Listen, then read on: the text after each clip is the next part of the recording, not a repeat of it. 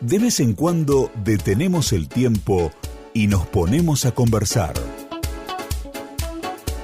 Aquí estamos en la programación de Radio File, www.radiofile.com.ar. Como ustedes saben, de tanto en tanto hacemos una pausa en la programación habitual de la radio para conversar de temas que nos interesan. Y nosotros tenemos un espacio que se lo dedicamos a Ediciones Granica por la producción tan interesante que presentan permanentemente. Y este es otro caso, tiene que ver con el management y tiene que ver con un trabajo de investigación, de justamente, como usé la palabra trabajo, de mucho trabajo, que viene desarrollando Demian Sterman. Es periodista y está especializado en creatividad para la innovación. Bueno, es un colega en primer término, ha trabajado en muchos medios y es consultor, investigador, como decía. Y tiene esta publicación que suena tan, además de interesante, un gran desafío, creo yo. Cultura Fail, ¿sí? Y vamos a recorrer la propuesta y algunas terminologías que suenan para indagar y para meternos en ella. Demian, me da muchísimo gusto recibirte en Radio File. ¿Cómo estás? Hola, Cris, ¿cómo andás vos? Bueno, muchísimas gracias por interesarte con el libro, interesarte por el trabajo que vengo haciendo. Y bueno, acá estamos para conversar de todo lo que vos quieras y todas las dudas que surjan. Sí, y todas las ideas geniales que nos aparezcan en este ratito. Exactamente. Tomo ese concepto porque vos lo sabés desandar muy bien. Es decir, a veces uno tiene una idea genial que cree que va a prosperar, que va a ser un gran proyecto y que a lo mejor termina en nada, ¿no? Y vos sabés que uno cree que el punto de partida es la idea que a uno se le ocurre, y cuando empieza a pasar el tiempo o en mi caso empezás a indagar más sobre el mundo de la innovación y del management, te das cuenta que las ideas que funcionan son las que vienen a resolver problemas. Y parece un pequeño detalle, pero sabes que no es menor, porque a uno tiene la tendencia natural de que se le ocurre algo y se enamora de lo que se le ocurre y trata de defenderlo por la vida y de lo posible venderlo, ¿viste? Hacer un negocio con esa idea o generar una solución. Pero nos olvidamos a veces de la primera pregunta, que es ¿qué viene a solucionar eso que a nosotros se nos ocurrió? Y vos sabés que la historia demuestra que si esa idea no viene a solucionar ningún problema, es muy probable que no funcione. Por eso yo siempre digo, Cris, que cuando a vos se te ocurre una idea, no se la cuentes o no esperes la validación de las personas que te quieren, porque las personas que te quieren te van a validar todas las ideas. Digamos, te la contás a tu pareja, te tratan de genio, de genia, ¿no? Claro, o te impulsan a que lo hagas. Y yo siempre digo, aunque no nos guste, deberíamos contarle nuestra idea a la persona que menos que menos nos quiera, porque esa persona nos va a tratar de mostrar todos los defectos de esa idea de la que nosotros estamos tan enamorados, y si nosotros somos inteligentes, podemos aprovechar ese comentario para poder entender realmente que eso que nos están marcando por ahí es el verdadero problema de la idea que tenemos y va a ser lo que no haga que funcione. Con lo cual, qué interesante todo esto que nos presentás, porque, a ver, la primera pregunta que me surge entonces, no debemos enamorarnos, no debemos ilusionarnos con esa primera idea tan brillante que nos pareció. No, la verdad que no, y vos sabés que esa tarea es dificilísima. Claro. Porque todos tenemos tendencia a defender nuestras ideas o ya nos imaginamos cómo está funcionando esa idea que todavía no salió del cajón o del papel, ¿viste? Pero también lo pienso como a lo mejor como un estímulo, es decir, yo quiero ir por este lado y me siento absolutamente, alineada, gustosa, enamorada, ¿por qué no?, de la idea y la quiero llevar a cabo. Entonces, con eso tengo que ser suficientemente cauta, ¿no? Y cauta y crítica, porque aparte vos la vas a poder llevar a cabo si depende de vos. El tema es, te podrías llegar a frustrar cuando busques qué resultado o qué implicancia tiene el otro. Por ejemplo, Cris, vos podés tener el programa de radio que vos soñaste. Sí. Pero si ese programa de radio no es atractivo a quien lo escucha, entonces vos lo vas a hacer, pero nadie lo va a recibir, o sea, no te van a escuchar. Entonces seguramente tu programa de radio es una mezcla, es una ecuación equilibrada entre lo que vos querés y lo que sabés que a las personas les va a interesar. Entonces, de eso se trata todo. Yo creo que la primera pregunta real, cuando se te ocurre una idea es ¿qué problema soluciona? O hay otra manera de empezar los proyectos y es analizar qué es lo que sucede alrededor tuyo, qué problemas hay y ponerte ahí a pensar una solución a los problemas. Entonces es o el huevo o la gallina, pero con una mirada más panóptica, más abierta, podés encontrar una respuesta a o el huevo o la gallina. Pueden ser los dos, pueden ser el huevo y la gallina. ¿Cómo definís esto de la cultura fail? Fail es fallar en inglés, es errar, ¿no? Es fallar, es un juego de letras. La F es de fallar, la A de aprender, la I de innovar y la L de liderar. Fallar y aprender para innovar y liderar. Bien. Y digamos, respondiendo a tu pregunta, lo que supone la cultura fail es un espacio para que podamos animarnos a hacer sin suponer que las cosas que no nos salen como esperamos están mal. O sea, es desvestirnos de lo malo y lo bueno para poder entender que todo lo que nosotros logramos es gracias a todo un camino de pruebas, de experimentación, de falla, error, de fracaso. Entonces, es una invitación a pensar que éxito y fracaso son parte de un mismo sistema y no son dos caras de una misma moneda, ¿entendés? Porque si no nos concentramos solo en el concepto del éxito, que para mí es un concepto sobredimensionado, ¿no? Y lo podemos discutir más adelante todo el tiempo que quieras. Y por otro lado, el fracaso, conceptualmente, desde el mundo capitalista, es hacia donde no deberías ir, sin ponerse a pensar que cuando nosotros nacemos para poder caminar nos caemos, para poder encontrar el equilibrio probamos, al colegio vamos a aprender a costa de ir equivocándonos y que alguien nos facilite un camino de acompañamiento para poder encontrar respuestas a nuestras preguntas o soluciones a los problemas. Pero hay algo en el mundo adulto, Cris, que parecería como si ya tuviéramos que saber todo lo que viene para adelante, ¿no? Vos ya tenés que saber trabajar, vos ya tenés que saber hacer innovación y no equivocarte, tenés que tener ideas geniales. ¿Qué pasa con los caminos que te llevan a? ¿Por qué hay que ser tan exitista? Entonces, la cultura fail es una manera de mirar el mundo donde se permita, es como una manera de pensarlo, donde sea lícito, donde esté permitido, donde podamos tener una red para poder probar, para no tener que esconder aquello que no nos sale como esperamos, para poder mostrar esa piedra con la que nos tropezamos, ¿entendés?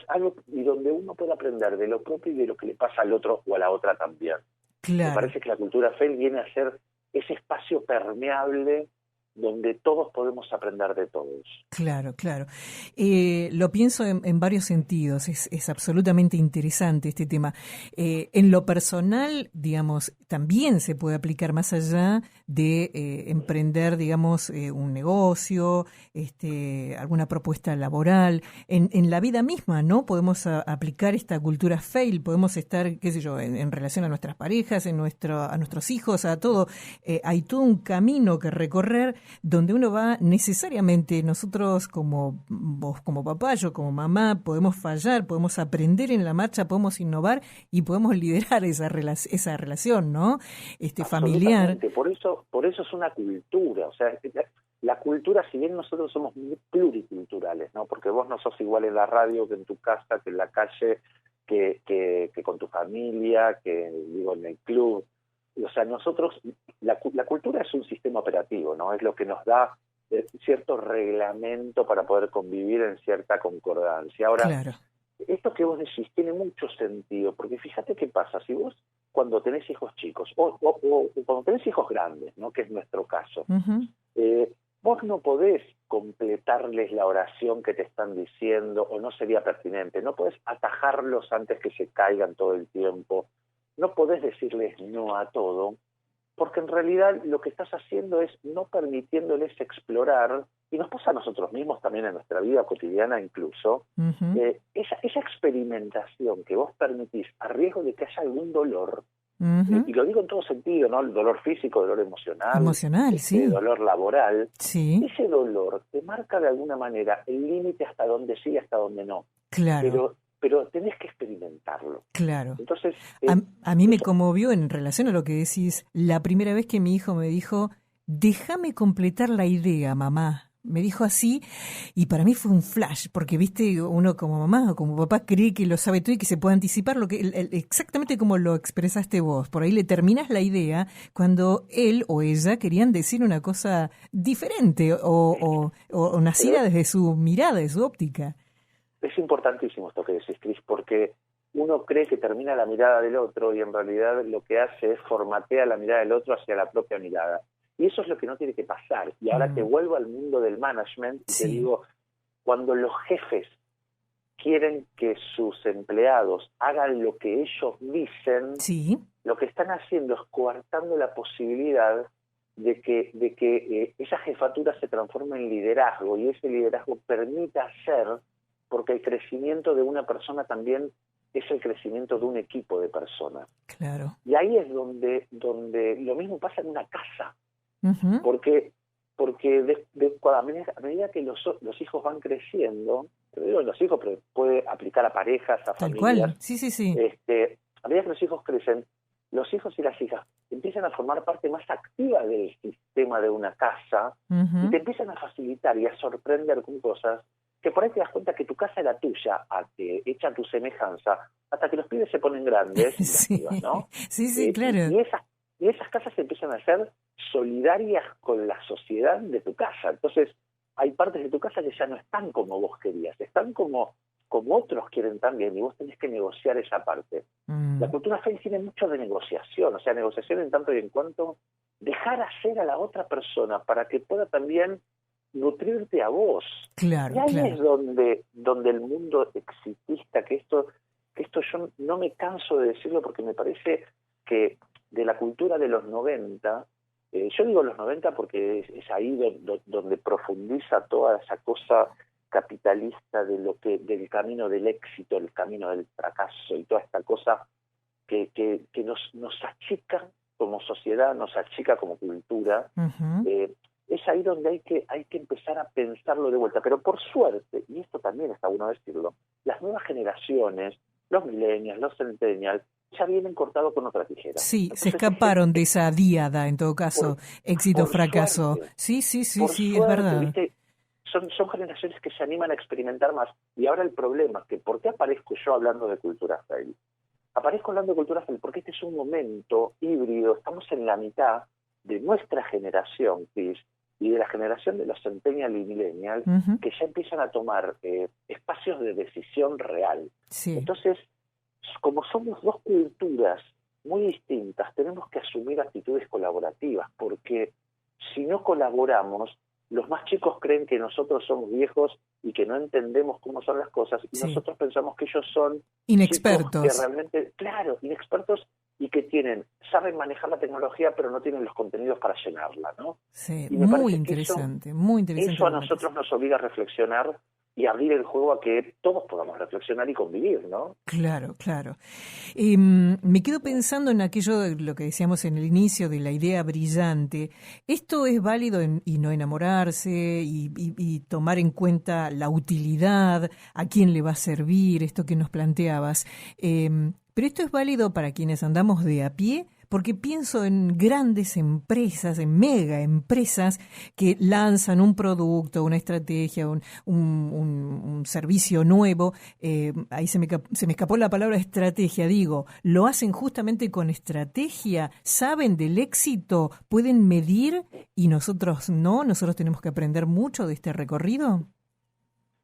Mira, la medición me parece que es subjetiva, ¿no? Porque uno está midiendo todo el tiempo. El tema es, las empresas miden con métricas o con, qué sé yo, tienen sistemas de medición, aparecen ahí volando los OKR, los KPI, cada uno tiene como su sistema, perdón, cada uno tiene su sistema, la manera de medirlo. Nosotros lo medimos con la vida, con lo que nos pasa, con la emoción. Ahora, las compañías grandes que tienen mucho capital y que arman sus proyectos también saben que la sociedad creó en toda esta cosa tan moderna de consumidor responsable. Aparece el consumidor responsable que elige por ahí no comprar un producto porque está hecho con trabajo infantil, o no comprar un producto porque está hecho con plástico que contamina el medio ambiente. Sí. Y esas mega empresas tienen que ser muy ágiles para poder moverse, porque ¿sabes contra qué compiten? Compiten al estilo David y Goliat,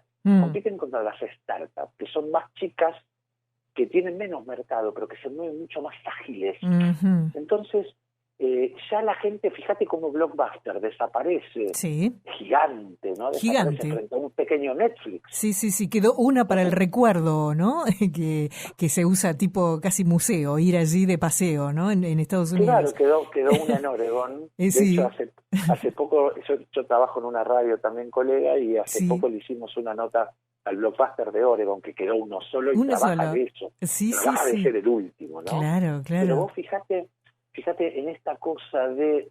Y acá aparece algo más interesante todavía. Yo te decía que las empresas gigantes tienen mucho capital, pero no tienen agilidad. O sea, no pueden moverse ágilmente porque son un aparato muy robusto, pero muy tosco. Al mismo tiempo, las startups son muy ágiles, muy movibles, muy moldeables y tienen un reflejo muy aceitado. Ahora, no son o startup o corporación. Ahora estamos trabajando en algo que aparece, que se llama Venture Incorporate, que sería como la innovación abierta. Las compañías grandes se empiezan a dar cuenta que armar un departamento de innovación internamente fracasó como concepto porque no pueden armar un departamento con otra cultura que la que se mueve toda la compañía. Entonces tienen que ir a buscar a la startup, que sería como esa solución a su problema, que les da agilidad y que no las tiene adentro de su edificio y que no les provoca un choque cultural interno. Ahora, hay un problema ahí. Fíjate cómo todo va teniendo un problema. El problema es que el lenguaje de las startups es diferente al lenguaje de las corporaciones y entre ellas tienen muchas dificultades para entenderse. Entonces, el próximo desafío de la innovación es trabajar ese match de conversación, como si tuviera que existir un Tinder que una a las corporaciones con las startups. Sobre eso estamos trabajando. Ajá. Qué interesante. Y la transformación y la oportunidad, ¿cómo se visualiza? Porque Netflix vino a reemplazar, en todo caso, ¿no? A esta propuesta de los videos por alquiler. Sí, me parece que lo que uno tiene que ver es cuál es el problema. O sea, ¿en dónde está el problema? O sea, es que en el mundo de la innovación y de la vida también, encontrar el problema no es fácil en cualquier aspecto de la vida, porque los problemas se manifiestan con síntomas. Y a veces los síntomas se confunden con los problemas. Cuando vas a un médico clínico porque te duele algo, el médico clínico te manda a hacer muchísimos estudios y no te receta primero el analgésico y ahí resolvió el problema. Sabe que tu dolor es una señal sintomática de un problema que puede estar en cualquier lugar de tu cuerpo. El mundo funciona así. Netflix no vino a solucionar el problema, o sea, no vino a ofrecerle una mejor solución a un problema que no existía. En realidad, fíjate lo que pasa. Interesante, sí. Blockbuster tenía su modelo de negocios basado en dos cosas. Primero, te cobraba la película y después te penalizaba. ¿Por qué te penalizaba? Porque devolvías la película no rebobinada, claro, o por incumplimiento de fecha de horario de devolución. Ese era su sistema. Ahora, Netflix tenía, el que inventó Netflix era cliente de Blockbuster. ¿No sabés que él entregó un mes tarde una película y le costó 2 veces el precio de una película, la penalización? Y él se quedó muy enojado. Entonces dijo, ¿cómo puede ser que a mí me penalicen y que mi experiencia de usuario, mi experiencia como cliente, sea tan mala? Entonces él dijo, yo voy a hacer el mismo negocio, pero en lugar de enfocar en la penalización, enfocar en el placer del cliente. O sea, que el cliente tenga una experiencia muy agradable. Y entonces creó un sistema que era, yo te doy 2 películas, las devolvés cuando querés, pero hasta que no me devolvés estas películas vos no podés alquilar otras 2. Pero no te penalizo, yo te entiendo que vos por ahí tenés otros tiempos. Esa sería como la filosofía. Sí. Vos fíjate que el problema que tuvo esta persona era un problema que tenían muchas personas. Y ahí encontró que en realidad él con este modelo nuevo solucionaba un problema de otros. Y ahí es donde aparece la verdadera innovación. Claro. La innovación no es en la gran idea, como te decía al comienzo de todo, sino es encontrar qué problema soluciona. Entonces, me parece que uno la innovación la tiene que pensar así, es, bueno, ¿dónde están los problemas? Fíjate el COVID. El COVID no solo trajo un problema que es, o la solución al problema es solo la vacuna.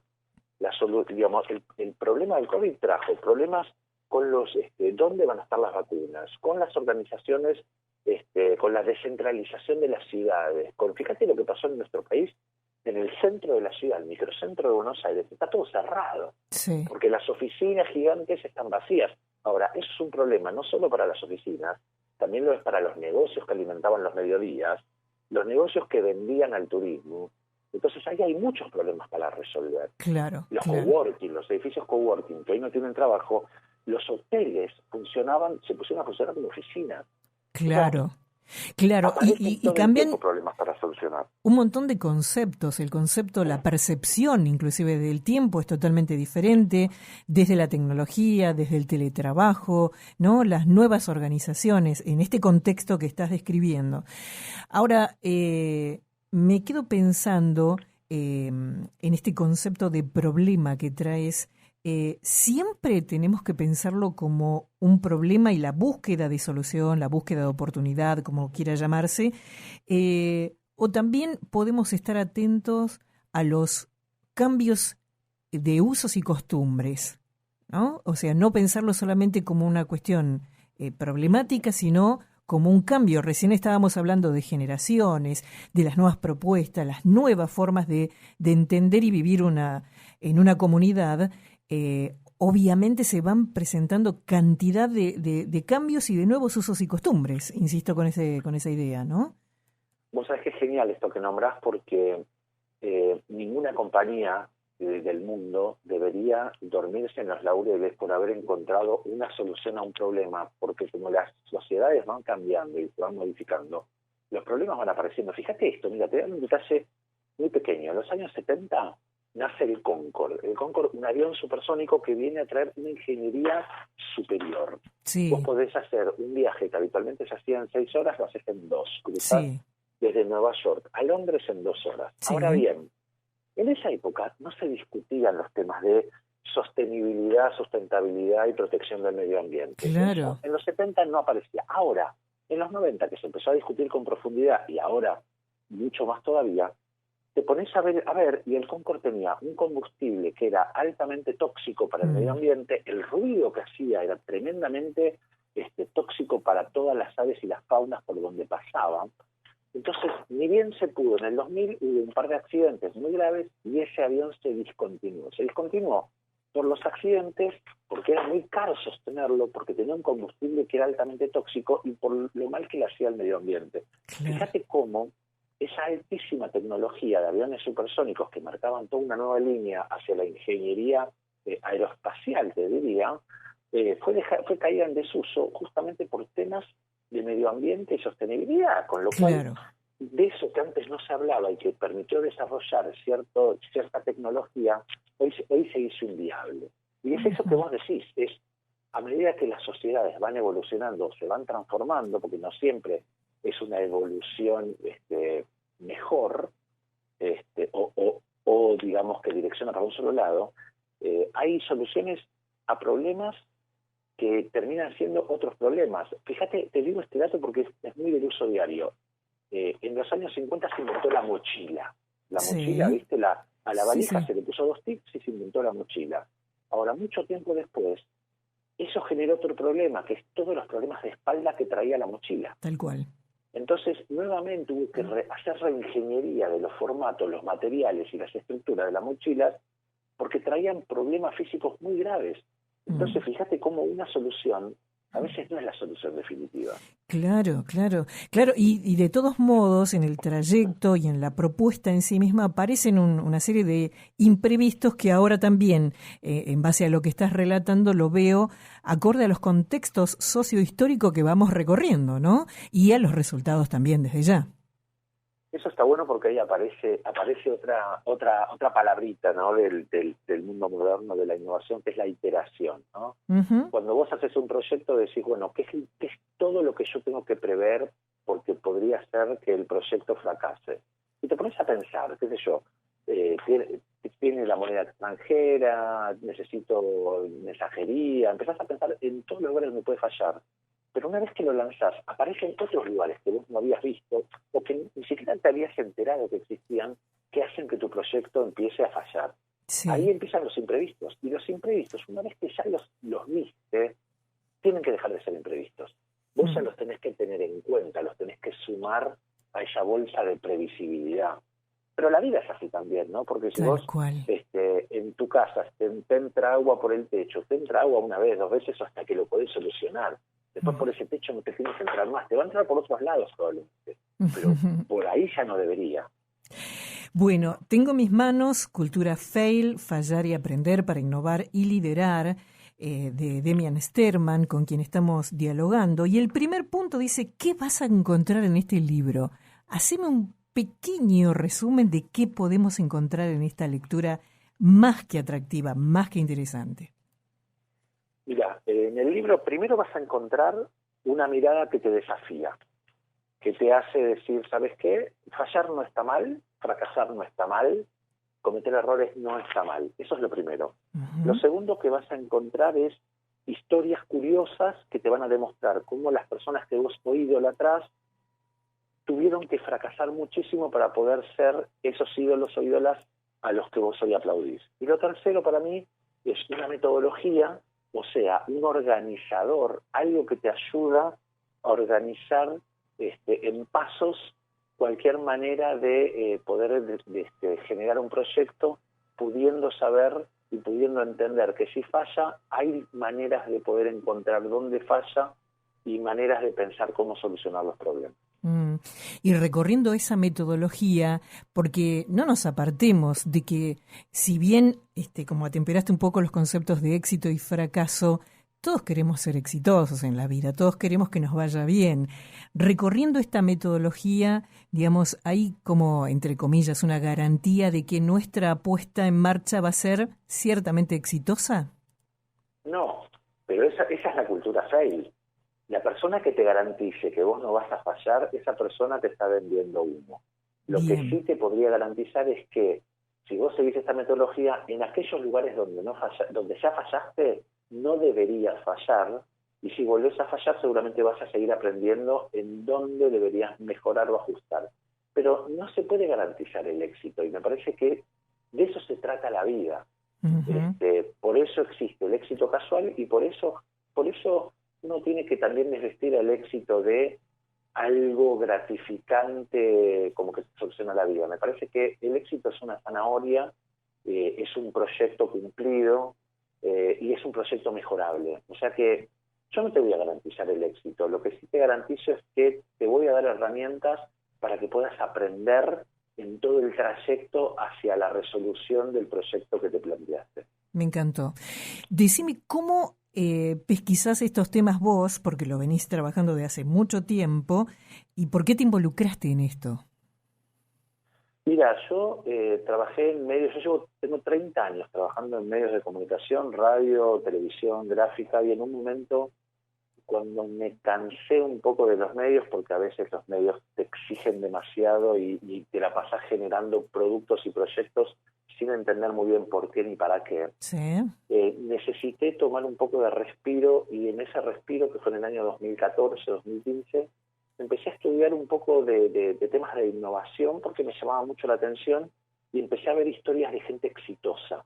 Y cuando yo trataba de hacer proyectos que no me salían, no podía entender por qué a ellos sí y a mí no, y empecé a tratar de buscar un patrón sobre los exitosos, sobre los que yo me pudiera parar para poder entender qué mecánicas utilizaban. Y cuando empecé a buscar el patrón fue un fracaso.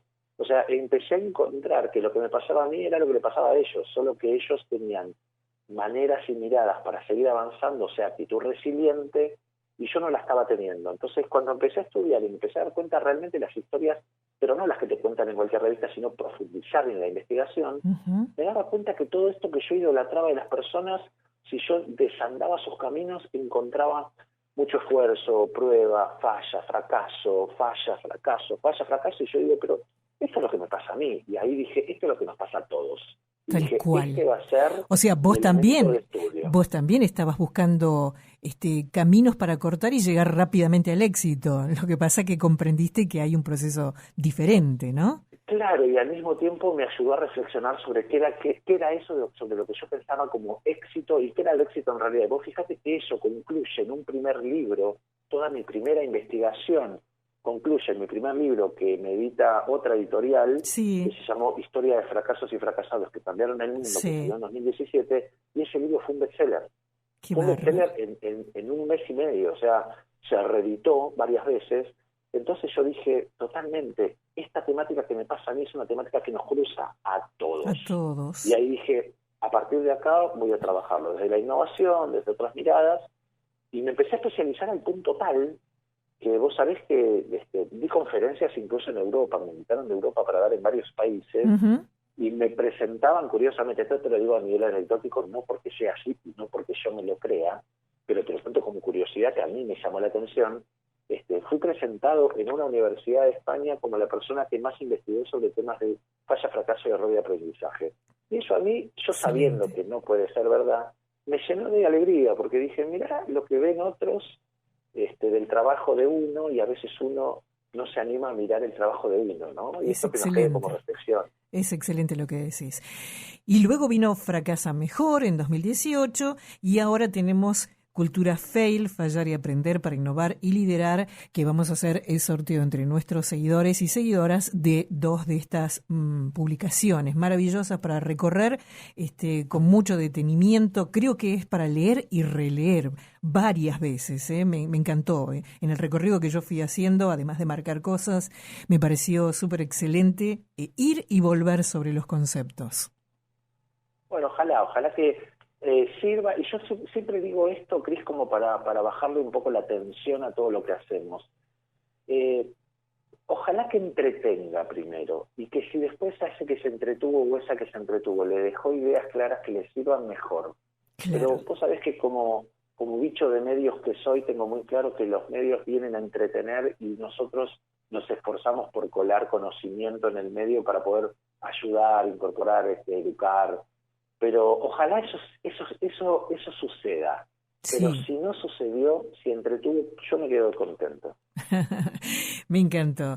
Y además una charla exquisita con vos, Demian. En este día en Radio File volvemos a invitar a todos nuestros seguidores, en nuestras redes va a estar publicado y pueden acceder, y si no, bueno, comprando el libro de Management, Cultura Fail, Fallar y Aprender para Innovar y Liderar de Demian Sterman. Te agradecemos muchísimo por este contacto con Radio File. Bueno, Cris, el agradecido soy yo por este espacio, la verdad hemos hablado hermoso, y te agradezco mucho a vos, a tus oyentes, y ojalá que las personas que se lo ganen lo disfruten, Sí. Y lo cuenten, lo comenten. Tal Ahí cual. Para escucharlos y leerlos. Por supuesto. Muchísimas gracias, Seguimos siempre en comunicación porque estas temáticas creo que van a dar para hablar durante mucho tiempo y es una investigación con la que se nota que estás muy comprometido. Así que muchísimas gracias. Muchísimas gracias y aquí me quedo, por supuesto. Bueno, era Demian Sterman, autor de Cultura Fail, en este recorrido en la programación de Radio File. Radio File. Aire online.